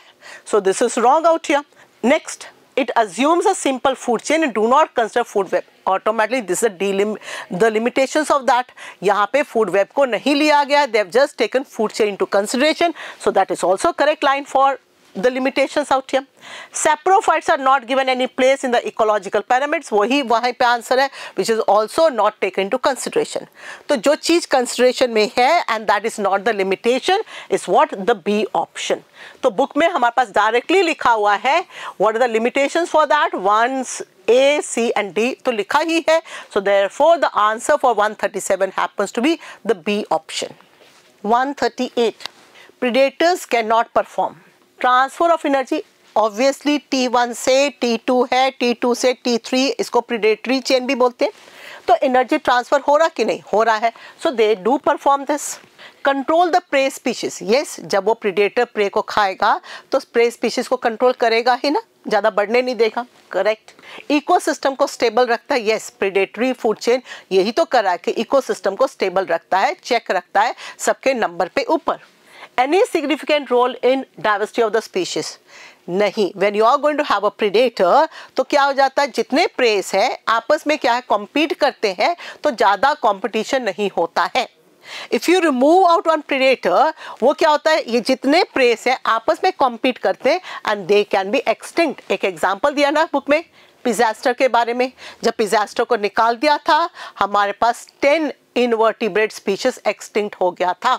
So that means they do play a role in maintaining the diversity of the species. But यहाँ पे लिखा है and they do not perform any significant role in the diversity of the species. Fine with it? Therefore the answer of the 138 question happens to be the D option. 139. The given type of ecological pyramid represents. अब देखिए ऐसा जो है pyramid book में बना नहीं है, हमारे पास क्या अपराइट है या इन्वर्टेड है। अब ये क्या है, ऐसे शेप को हम लोग क्या बोलते हैं, spindle. Let's talk about that. This is what, is this talking about the grassland? नहीं, ग्रासलैंड में आपको बताया था मेरे पास में प्रोड्यूसर्स होंगे, फिर उससे कम ग्रास हॉपर्स, उसके कम frogs and so this is not possible. When I talk about the biomass in a lake, तो क्या बताया था मेरे पास, बायोमास इन अ लेक मेरे पास इन्वर्टेड होगा, तो मेरे पास यहाँ तक होता, ये वाला पॉसिबल नहीं होता, तो ये भी रॉन्ग है। Pyramid, energy pyramid in a spring, energy pyramid is always upright, तो ये भी मेरे पास ऑप्शन रॉन्ग है। The answer for this happens to be the A option. क्या बताया था मैंने इसमें, यहाँ पे मेरे पास एक ट्री है, यहाँ पे मेरे पास क्या है, बहुत सारे पैरासाइट्स हैं, इंसेक्ट्स है, और यहाँ पे मेरे पास क्या है, नंबर ऑफ स्मॉल बर्ड्स है तो कम है, और अगर मैं बिग बर्ड बोलूँ तो नंबर कम है, तो उसका जस्ट 1 हो सकता है। तो मेरे पास ये कहाँ आ गया, ये क्या बन गया, यहाँ पर मेरे पास spindle shaped, and that is true for what, the pyramid of number in the tree ecosystem. Therefore the answer for that happens to be the A option. Ecological niche, let's talk about that. 140 के बारे में क्या बताती है, एक organism है, एक area में है, तो it can tolerate those conditions. When I talk about the tolerate those conditions, that means the environmental condition that habitat. Tolerate those conditions. When I use the word conditions, I am talking about what, habitat. The resources which it can utilize. ठीक है, and the role it can play, it plays. That means when I talk about that, ये तो book का line है, उसको बोलते हैं ecological नीश. मैंने आपको क्या सिखाया था? It is what? The address and the profession. Now, what is address out here? The habitat. And what is the profession of that? To which trophical level it belongs to. That means functional role. Role it plays means functional role. Whether it's a producer, it's a herbivore, it's a carnivore. So that means trophic level. Now let's see to that. Surface area of the ocean, that is just an habitat. Ecological adapted zone, that is also known as the habitat. But the right definition according to NCERT, the physical position, ठीक है ना, habitat. The functional role of a species within a community is said to be what? Its ecological niche. ठीक है? Specialization of the niches सिखाया था अभी थोड़ी देर पहले. So what is that? हमारे पास answer for 140 happens to be the C option. 141. The amount of biomass और द ऑर्गेनिक मैटर, उसी को मैंने बताया था, बायोमास को ही ऑर्गेनिक मैटर बोलते हैं. उसी को थोड़ी देर पहले क्या बताया था? Standing crop. Produced per unit area over a time period by the plants. So that means we are talking about the plants' primary productivity is known as primary production. इसको हम किस में मेजर करते हैं? इसको हम वेट में major करते हैं. और किस में करते हैं? हम इसको करते हैं एनर्जी में. If I go for weighing that in the form of weight, तो ग्राम पर मीटर स्क्वायर आना पड़ेगा. और if I go for that in the energy, तो क्या आना पड़ेगा? किलो कैलोरी पर मीटर स्क्वायर. तो that means मेरे पास आंसर क्या हो गया? A and B both. तो D is the option which is the right answer. अब ये क्यों नहीं हुआ? किलो कैलोरी पर मीटर स्क्वायर पर. अगर मैं रेट ऑफ प्रोडक्टिविटी बोलती तो मेरे पास में ये आता. मैंने क्या पूछा? प्राइमरी प्रोडक्टिविटी या primary production. Therefore this and this happens to be the answer. Rate word use करती तो मेरे पास में पर ईयर भी आता यहाँ पर. Okay. 142. Which of the following does not affect the rate of decomposition? हमारे पास कौन कौन अफेक्ट करता है?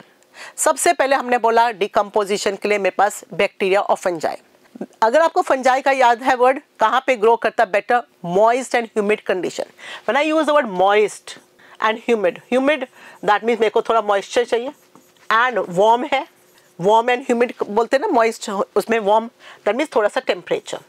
This is what? Aerobic in nature. That means oxygen भी चाहिए. दैट मीन्स अगर एंड सबस्ट्रेट का जो कंपोजिशन है, अगर मेरे पास में लिग्निन है तो थोड़ा स्लो ब्रेक डाउन होगा. अगर मेरे पास सेलुलोज है तो जल्दी ब्रेक डाउन होगा. So does not affect the rate of it. Substrate composition तो अफेक्ट कर रहा है. मॉइस्चर होने से जल्दी करेगा, टेम्परेचर होने से करेगा. कार्बन डाइऑक्साइड से कुछ फर्क नहीं पड़ता. हमको मेनली क्या है? ऑक्सीजन. यहाँ पे ऑक्सीजन होना चाहिए था. Does not affect. Therefore the answer for the question is D option. याद करने के लिए हमने क्या याद किया? Again the second chapter. Fungi को वार्म ह्यूमिड कंडीशंस अच्छे लगते हैं. ऑक्सीजन चाहिए बिकॉज एरोबिक है, और किसको तोड़ना वो तो चाहिए ही हमारे पास. सो देयरफॉर ये तीनों करेक्ट हैं. This does not affected. Option number D. 143. The main difference between 6 extinction and the previous 5 extinction. ये भी क्वेश्चन आ सकता है, कितना एक्सटेंशन, मास एक्सटेंशन हो गया? 6 माने 5 हो चुका है, 6 is running out here. And इसमें 6 में हमारे पास कितना हमारे पास एक्सटेंशन हो गया? It's almost 100 to 1000 times faster than the previous one. और क्यों है ऐसा? बिकॉज मेनली यहाँ पे कौन रिस्पॉन्सिबल है? मैन है. तो let's talk about that. It is occurring on the islands mainly? No, it's occurring everywhere. Mainly affecting the plants? No, it's affecting the plants, it's affecting the animals, it's affecting the microbes, every part out here. तो ये भी wrong है. It does not involve human activity. It does involve human activity. And इसका मतलब ये तीनों के तीनों wrong है. तो right answer क्या है? It is occurring at a faster rate. And कितना faster है? 100 to 1000 times faster than the previous वाला. 144. The relation between species richness and the area किसने दिया था? अलेक्जेंडर हम्बोल्ट ने. और उसने क्या बताया था? Let's talk about that. उसने बताया था S is equal to CAZ. अब ये है क्या? S is species richness. Fine. A out here is area. C is the y-intercept. And the Z is, what is this? The slope, regression, coefficient of the regression. Now when I talk about this, जब उसने बताया था, what is this giving me? This is giving me, this is the area and this is what? The species richness. अगर मैं इस graph को जाती हूँ तो मेरे पास क्या बनता है? Rectangular hyperbola. बट अगर मैं इसको लॉग के फॉर्म में करती हूँ, what is this? log S is equal to log C plus Z log A. So what does it show you now? It shows me what? A straight line. तो rectangular hyperbola अगर मैं log के form में नहीं करती तब ये आता है, but when it is in the log का form the answer for the question is the B option. 145 exotic species introduce in India. कौन कौन है? लेंटना है, अभी बताया था, वाटर हाइसिंथ आइकोनिया है, पार्थिनियम है. All of this are correct. The answer for this question is D option. अब आपको मैं बता दूं, इसको मैंने मॉडिफाई करा है. यहाँ पे क्वेश्चन था the exotic species introduce to India या in India for its flower and the leaves. तब मुझको बताओ आंसर क्या होता. तब मेरे पास ऑल ऑफ दिस आंसर नहीं होता, तब मेरे पास आंसर होता बी ऑप्शन. मैंने आपके लिए थोड़ा इजी कर दिया, फिर भी मैंने अभी आपको बता दिया है ऐसा क्वेश्चन आने से आपको बी लिखना है फॉर इट्स फ्लावर्स. सुंदर दिखा इसलिए उसको इंट्रोड्यूस कर लिया गया. So that is why the answer for that is what? The B option. अगर वो क्वेश्चन होता, अभी मेरे पास आंसर क्या है? The D option out here. Fine. 146 is which of the following is not characterized as a parasite in true sense. अभी थोड़ी देर पहले मैंने ऐसा सिमिलर क्वेश्चन दिया था, पर मैंने वहां पे एक्टो पैरासाइट बोला था, that means on the body. अब मैंने पैरासाइट बोला, दैट मे बी व्हाट मेरे पास में, that can be endo, that may be ecto, that may be brood. Okay, let's talk about that. Liver fluid in human, yes it's a parasite. Parasite मैंने क्या बताया था? Fooding and lodging, ये parasite है. और वो क्या है? Endo parasite. Head lies on the human scalp as well as eggs on the human hair, yes correct है, that is what? Ectoparasite. Ticks on the dog is again what? Ectoparasite. Female anopheles bites and sucks the blood from the human. अभी भी ऐसा ही question दिया था, मैंने बोला था ये ट्रू पैरासाइटिज्म नहीं है. क्यों नहीं है ट्रू पैरासाइटिज्म? बिकॉज ये वहां पर सिर्फ ब्लड ले रहा है, और ब्लड ले रहा फॉर इंक्यूबेशन. दोनों काम के लिए नहीं ले रहा है, खाने के लिए और लॉजिंग के लिए नहीं ले रहा है. अब यहाँ पर again the answer for the question is D option, but मैंने इसको फिर चेंज कर दिया आप लोगों के लिए थोड़ा ईजी करने के लिए. यहाँ पे लिखा था द कुकू. जो कुकू है जाके एग को ले करता है किसके अंदर में? इट लेज एग कहाँ पर? इन द क्रो का नेस्ट के अंदर में. तो what is this known as? That is known as brood parasitism. One of the option out here was brood parasitism. तो वो आपको थोड़ा कंफ्यूजन कर जाता है, इसलिए मैंने हटा दिया. But brood parasitism is also a true parasitism. एक ऑप्शन वहां पे वो था. जस्ट टू आपको ऑप्शन में प्रॉब्लम नहीं हो तो मैंने इसको चेंज कर दिया, बट मैं यहाँ पे सिखा रही हूँ सो दैट व्हेन नीट में आता है तो आपको समझना पड़ेगा. Brood parasitism is also a true parasitism according to the books, NCERT books. Okay, चले. 147. Which statement is wrong about the species diversity? Let's talk about that. 70% of species are recorded at animals, which is correct. हमारे पास 70 ये है, बाकी हमारे पास 22% कौन है? Plants, which is correct. Algae and fungi comprises no more than 22% of the total species diversity. No. It is 22% कौन? All the plants out here. तो सिर्फ एल्गी फंजाई नहीं, यहाँ पे एंजियोस्पर्म्स, जिम्नोस्पर्म्स, जिम्नोस्पर्म के बारे बुक ने नहीं लिखा. एल्गी है, फंजाई है, एंजियोस्पर्म्स, मॉसेस, सब कुछ आएंगे. ठीक है.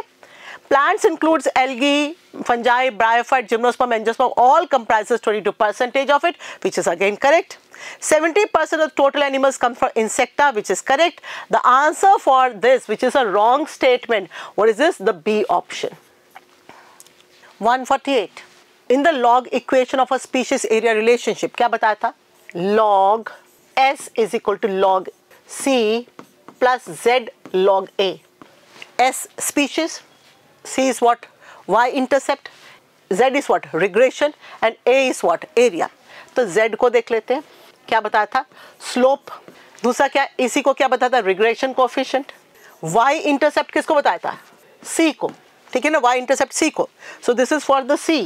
And value is generally 0.1 to 0.2. क्या लिखा वहाँ पे? The value for the Z, regardless of the area and the species, it is always the same.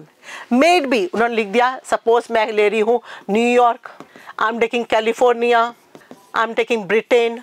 If I talk about suppose plants, तो न्यूयॉर्क में प्लांट्स, कैलिफोर्निया में molluscs, इसमें कोई भी ऑर्गेनिज्म कुछ भी हो, the value for all of this regardless of the group, it happens to be this. Bigger the area, steeper is what? The Z. Steeper is the slope. That means more the regression. फिर से बता रही हूँ, बिगर the area, मेरे पास ये जो बन जाएगा z जो है, the slope of the line will become steeper out here, and steeper is this, और मेरे पास रिग्रेशन क्या होगा, मोर बन जाएगा। यहाँ पे कितना है 0.1 to 0.2, मेरे पास 0.6 बन जाता है मैं अगर कॉन्टिनेंट्स की बात करती हूँ। So therefore the answer for 148 which is not applied for this is what, y intercept. वो किसके लिए है, the C is showing you what, the y intercept. 149 Paul Ehrlich, कौन थे वो, स्टैनफोर्ड के ecologist, so big university. Rivet popper hypothesis, क्या है ये, रिवेट स्क्रूज, पॉपर प्लेन, किसे कंपेयर किया, रिवेट को कंपेयर किया स्पीशीज से, पॉपर को कंपेयर किया इकोसिस्टम से। उन्होंने बताया कि इफ हमारे पास एक इकोसिस्टम है, वहां से अगर हम थोड़ा सा स्पीशीज को निकालते हैं, it's not going to hamper the stability of the ecosystem, but if the more species are been removed, it's going to hamper the equilibrium of the ecosystem, that means stability खराब हो जाएगी। But along with that he also mentioned that it also depends upon वो species कहाँ से उठाई गई, that means उस species का क्या role है। If it is a key species out here, it's going to hamper in the initial phase itself. So यहाँ पर importance of the species भी बताया उसने, affects the stability of the species, which is correct, this is correct, this is correct, पर question में पूछा which is wrong। He worked on the outdoor plots for the hypothesis he proposed. No, ये किसने दिया था ये वाला? This was being given by David Tillman. Outdoor plots जो उसने experiment किया था, David Tillman ने दिया था, and this was not given by कौन? Paul Ehrlich. Therefore, the answer for 149 happens to be the D option. Let's talk about 150. ये question मैंने डेलिबरेटली डाला है बिकॉज ये starting part of the chapter है, नॉर्मली स्टूडेंट्स छोड़ देते हैं। When we talk about the different levels of ecology, हमने क्या पढ़ा 4 लेवल से, organism, population, community and biome. अब अगर मैं ऑर्गेनिज्म की इकोलॉजी बात करती हूँ तो क्या, what do you mean by organism की इकोलॉजी? ऑर्गेनिज्म की ecology is what, the physiology of the organism, correct है। अब फिजियोलॉजी ऑफ द ऑर्गेनिज्म में तो क्या करेगा, क्या है, suppose I am talking about my self, अब क्या है, मैं कैसे रिस्पॉन्ड कर रही हूँ टू द टेम्परेचर वेरिएशन, ठीक है ना। So what is that, my physiology, I may sweat, I may perspire, so that is my physiology. But why am I doing that? Am I doing for my survival? No, I'm also going for my survival as well as to live in this environment. That means I am supposed to increase my number, तो reproduction भी करना होगा. Therefore, the answer when I talk about that, physiology is correct. Try to understand the adaptation with respect to survival, right है, only ने यहाँ पे गड़बड़ कर दिया। Tries to understand the adaptation with respect to reproduction, only ने गलत कर दिया। अगर यहाँ पे मैं लिखती physiological level, respect to survival, only को हटाती, reproduction रखती, only को हटाती, तो answer could have been all of this। अब मेरे पास answer क्या है, only the A option। Therefore 150 का answer क्या है, A option। Here we come to the end of our last PT paper. From next we are going to start with the full papers। अब I hope आप एकदम prepared हैं, you are all set for your examination. All the best, keep working hard.